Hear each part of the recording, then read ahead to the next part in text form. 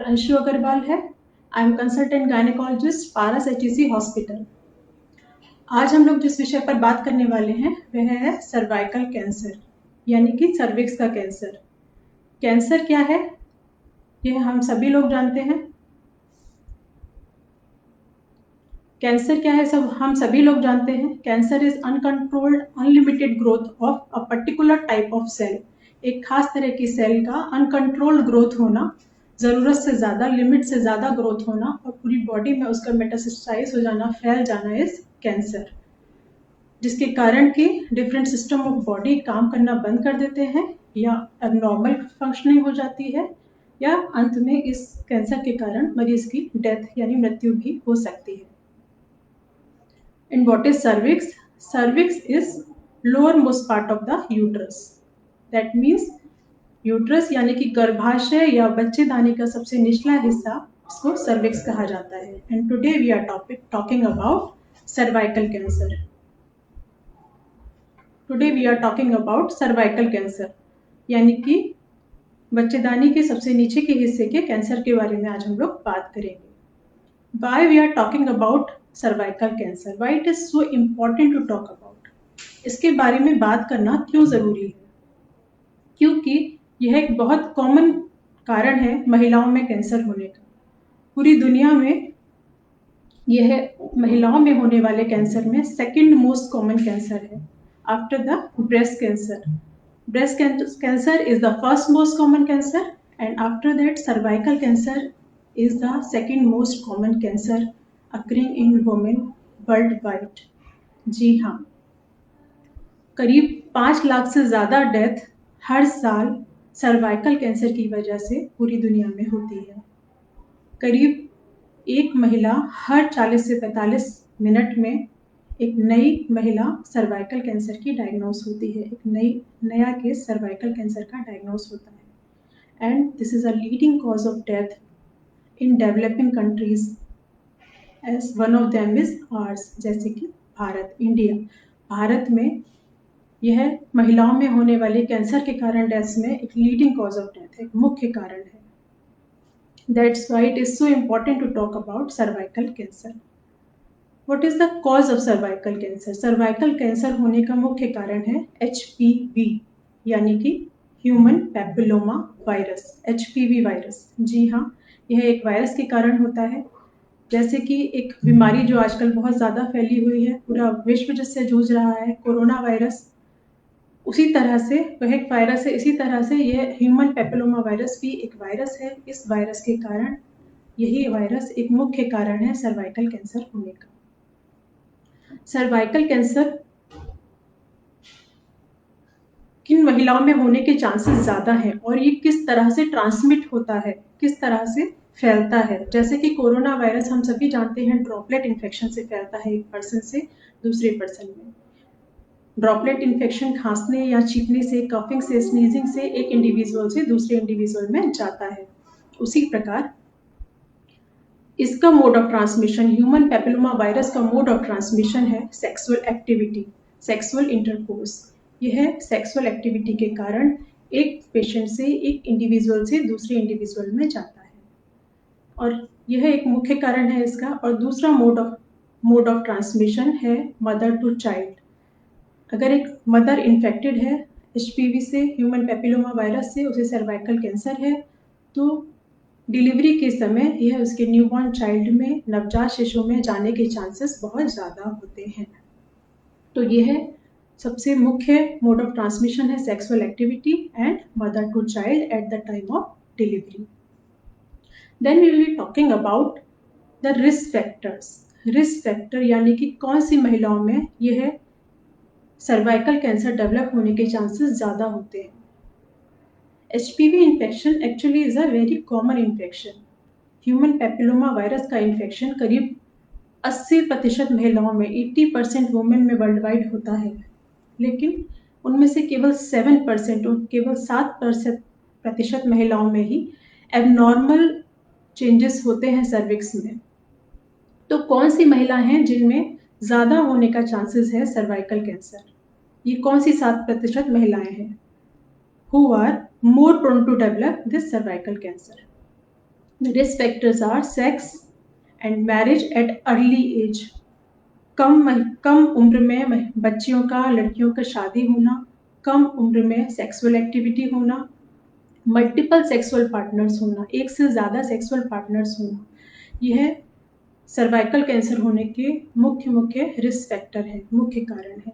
इसके अलावा smoking, immuno compromise status, यानी कि अगर आपकी रोग प्रतिरोधक क्षमता, इम्यूनिटी कम है, चाहे तो डायबिटीज़ के कारण, चाहे एड्स के कारण या किसी अन्य बीमारी के कारण, तो उन महिलाओं में भी यह सर्वाइकल कैंसर होने का चांसेस ज़्यादा होता है।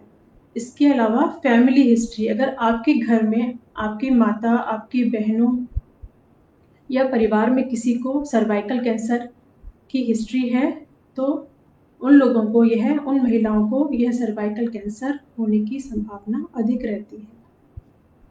इसके बाद हम बात करेंगे इसके मुख्य लक्षणों के बारे में।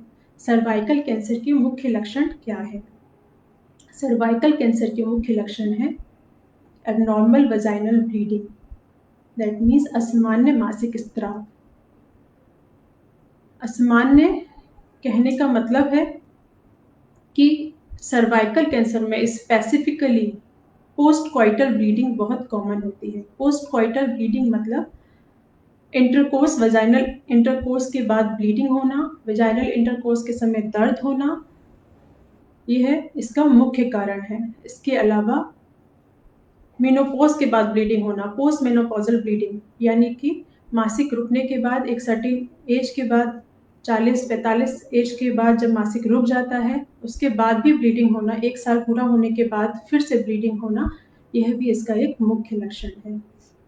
इसके अलावा एबनॉर्मल वजाइनल डिस्चार्ज, असामान्य डिस्चार्ज, वजाइना से foul smelling discharge, and pelvic pain, पेड़ों में दर्द होना, डिसयूरिया, पेशाब करने में दिक्कत होना, वेट लॉस, अर्ली फैटीग, जल्दी थकान होना, वजन कम होना, यह सर्वाइकल कैंसर के मुख्य लक्षण हैं, जिनको कि नोटिस करने पर डॉक्टर के पास आपको अवश्य जाना चाहिए। तो यह एक मुख्य कारण मैंने आपको बताया। इसके बाद मैं आपको बताना चाहूँगी what are the preventive methods. Preventive मतलब किस तरह से हम इस कैंसर की रोकथाम कर सकते हैं। जी हाँ, जैसे कि मैंने आपको बताया इसके कुछ रिस्क फैक्टर्स हैं, तो अगर हम उन रिस्क फैक्टर्स को अवॉइड करेंगे तो सर्टेनली कुछ हद तक हम इसको प्रिवेंट करने में सफल होंगे। जैसे रिस्क फैक्टर हैं early marriage and early age intercourse, तो वी कैन प्रिवेंट दिस। बच्चियों की, लड़कियों की कम उम्र में शादी नहीं करना, वजाइनल इंटरकोर्स, सेक्सुअल एक्टिविटी को डिले करना, ये इसके रोकथाम के मुख्य रोकथाम के उपाय हैं।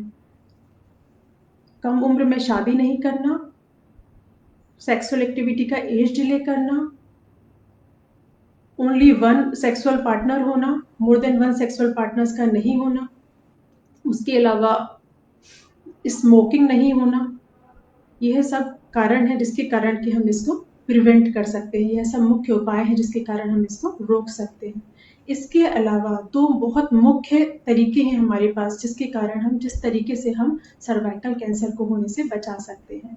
यह क्या है, इनके बारे में आज हम विस्तार से चर्चा करेंगे। पहला है cytological screening, that is routine cytological screening, that is very important. Routine मतलब कि एक नियमित अंतराल पर, एक नियमित इंटरवल पर सर्वाइकल साइटोलॉजिकल स्क्रीनिंग होना।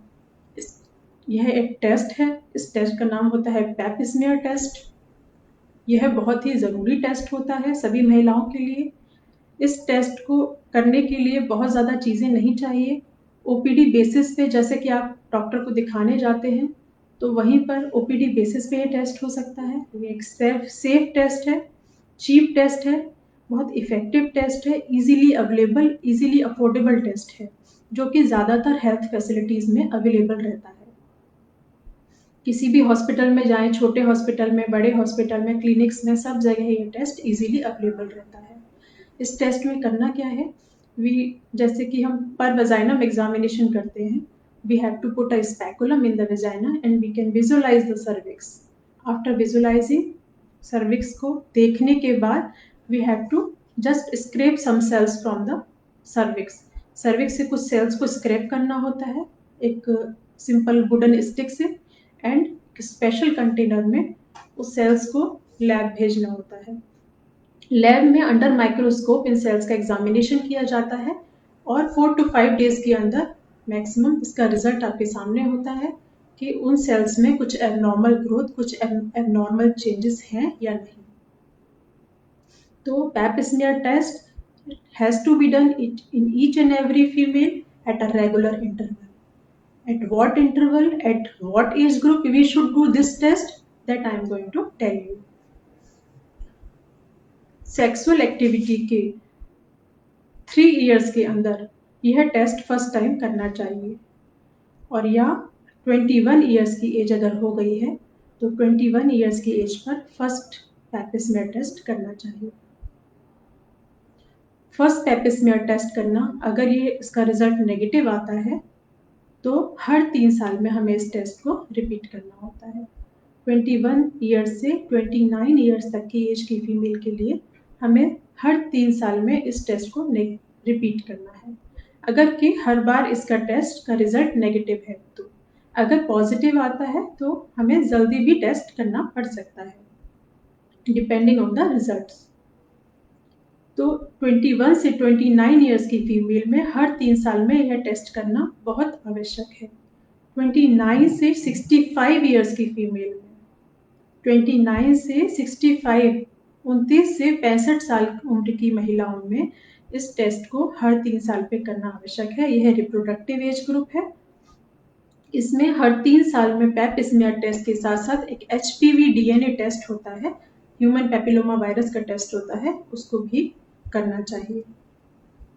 मोर देन 65 ईयर्स की एज में जिन महिलाओं की उम्र 65 साल से अधिक हो चुकी है और अगर उनके सारे पहले test pap smear test negative आए हैं तो उनको यह टेस्ट फिर से कराने का 65 साल के बाद आवश्यकता नहीं है।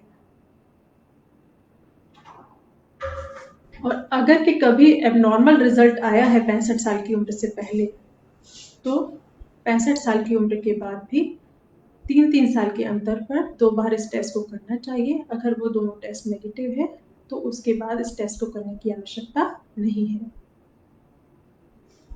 यह हुआ पैप स्मीयर टेस्ट के बारे में।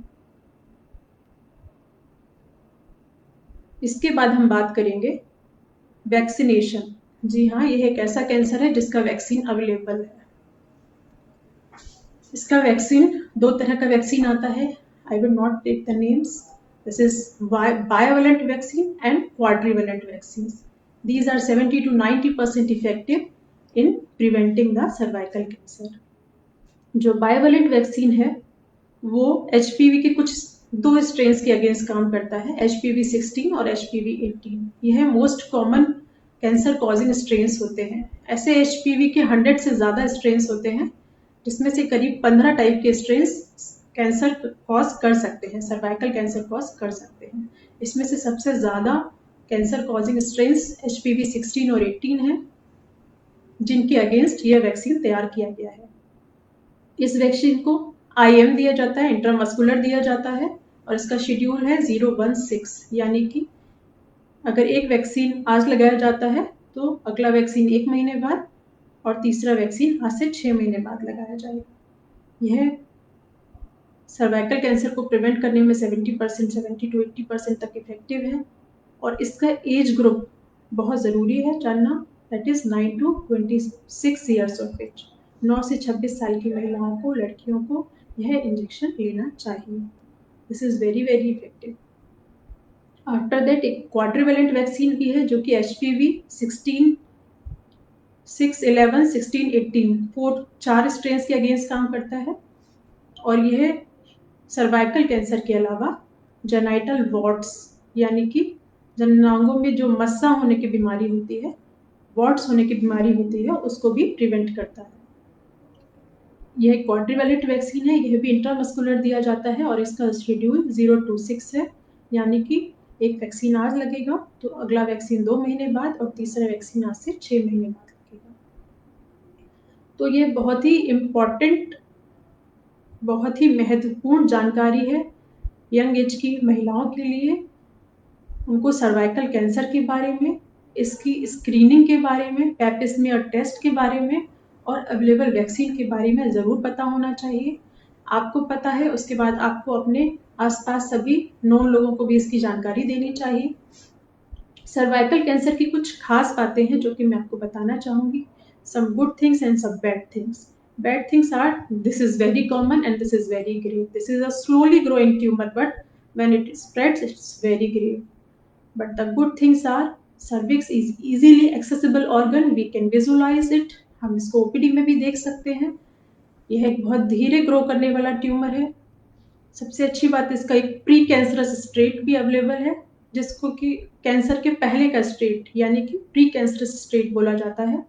इस स्टेट में भी हम इस डिजीज को पैप स्मीयर के द्वारा डायग्नोस कर सकते हैं, पता कर सकते हैं।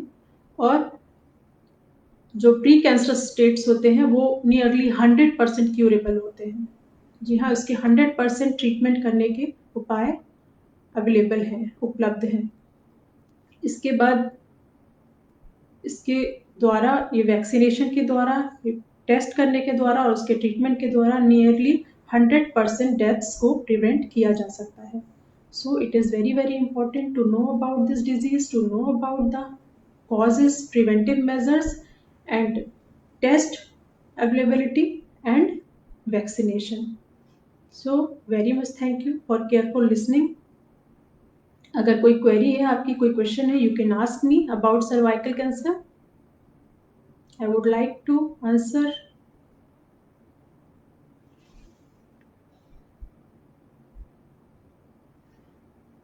So इस कोविड एरा में आप लोग सेफ रहिए, सबको सेफ रखिए अपने आसपास, टेक केयर।